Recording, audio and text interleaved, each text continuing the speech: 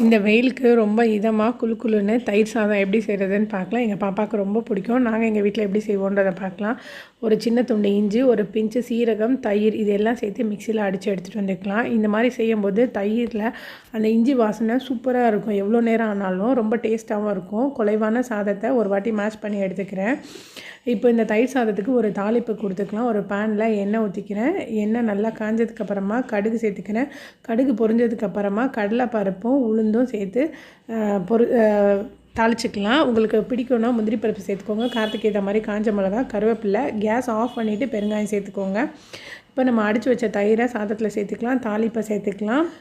பெரிய வெங்காயத்தை பொடிசாக நறுக்கி இதோட சேர்த்துக்கிறேன். இது ரொம்ப டேஸ்ட்டாக இருக்கும். வாயில் கடிக்கும்போது கொஞ்சமாக கொத்தமல்லி சேர்த்துட்டு நல்லா கலந்து விட்டு எடுத்துக்கலாம்.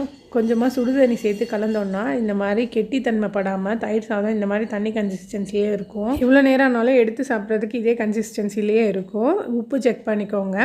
கடைசியாக இதில் மாதுளம்பழம் சேர்த்து கலந்து விட்டுக்கிறேன். மாதுளம்பழம் இல்லைன்னா துருவின கேரட்டை கூட பச்சையாக சேர்த்துக்கிட்டா சூப்பராக இருக்கும். நீங்கள் ஒரு வாட்டி இந்த மாதிரி தயிர் சாதம் செஞ்சு கொடுத்தீங்கன்னா அப்பப்போ குழந்தைங்க இதே மாதிரி தான் கேட்பாங்க. ட்ரை பண்ணி பாருங்கள். வீடியோ பிடிச்சா லைக் பண்ணுங்கள்.